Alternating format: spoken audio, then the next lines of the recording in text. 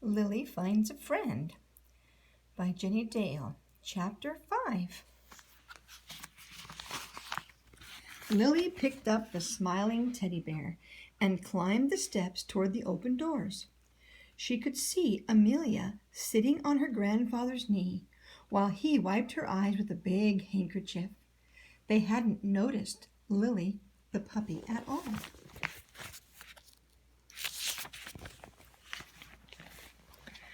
Lily trotted into the house and laid the teddy bear down on the carpet. Woof, woof, she barked. Hello. Don't cry, Amelia. Look, I found William for you. Both Amelia and her grandpa jumped when they heard Lily barking. They turned around, then looked amazed when they saw a puppy sitting there right next to Amelia's bear.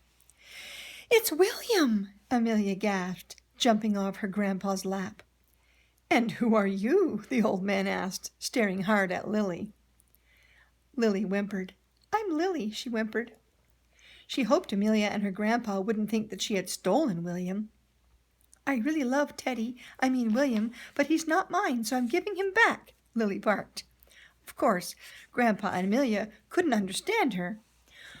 Amelia had grabbed William and was hugging him tightly. Look, Grandpa, this puppy found William, she said, her eyes shining. She knelt down and put her arm around Lily. Isn't she a smart dog? There's the picture.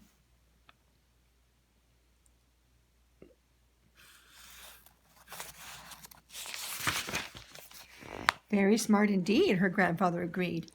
Lily's stumpy little tail began to wag again. I wonder where she found him. William is a little dirty, Amelia said, examining her teddy bear closely. Maybe he was out in the yard. He was, Lily woofed. Woof, woof, I found him under a bush. And where have you come from? Lily's grandfather asked, and he bent down stiffly and looked at the identity tag on the puppy's collar. Look, Amelia, her name is Lily. There's a phone number here, too. Maybe we ought to call in case she's lost. Woof, woof, Lily barked. I'm not lost. I never get lost. Well, maybe once or twice. Oh, Grandpa, said Amelia. Can we please give Lily a treat for finding William? Amelia begged, still hugging Lily's neck tightly. Before you call her owner? Lily barked. She loved treats. She gave Amelia a big wet kiss on her cheek. Yes, please, she seemed to be saying. Amelia and her grandpa took Lily into the kitchen and gave her a bowl of cold chicken. Lily wolfed it down and then followed it with a very small piece of leftover pie she found on the kitchen floor. While she was eating, Amelia's grandpa picked up the phone and dialed the number on Lily's collar. It's busy, he said, putting the phone down. Never mind, I'll try again soon. Grandpa, may I go out in the yard and play with Lily? Amelia asked. She was still clutching William tightly. Her grandpa nodded. But maybe you ought to give William to me so that I can wash him, he said with a frown. He'll be dry by the time your mom comes to pick you up. Oh, no, Grandpa, Amelia said quickly. William's fine. And she dashed off into the yard with Lily at her heels.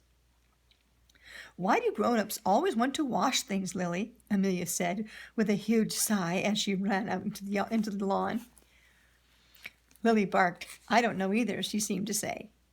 She was still feeling kind of sorry that she'd had to give Teddy back, but Amelia looked so happy that Lily knew she had done the right thing. Let's chase each other up and down the lawn really fast, she barked. Meanwhile, over at the Harper's house, Jack had finished his breakfast and watched his favorite cartoon. Now he was ready to take Lily for her walk.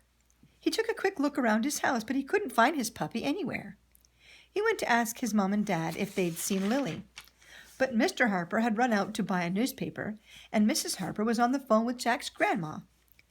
Lily must be out in the yard, Jack said to himself, heading for the back door.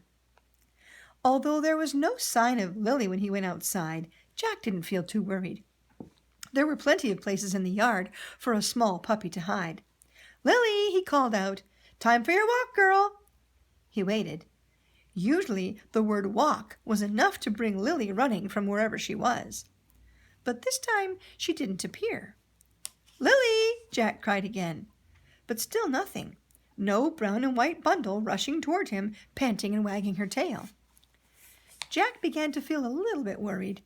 He knew that his mom and dad had made sure there was no way for the puppy to get out of the yard and wander off. So where on earth could she be? Surely she couldn't have gotten out of the yard after all, could she? Jack cupped his hands to his mouth. "Lily!" he yelled as loudly as he could. Was he imagining it, or did he hear a light bark coming from the far end of the yard? Jack ran down the lawn, expecting to see Lily come dashing out of the thick undergrowth and run toward him. But there was still no sign of the puppy. But the barking was getting louder.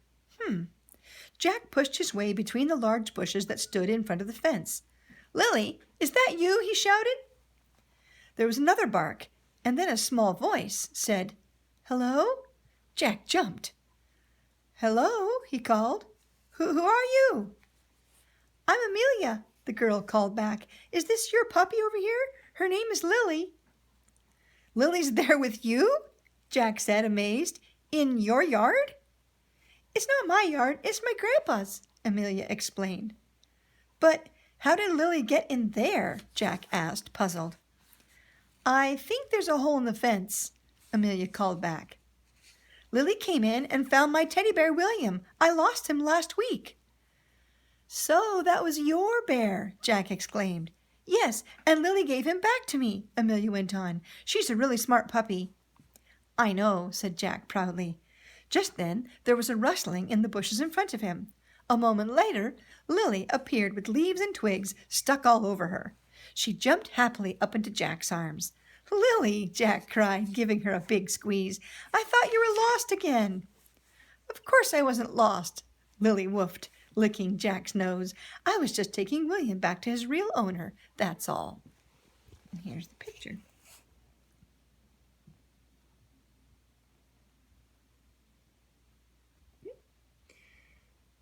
There's one more chapter, so we'll see you next time, boys.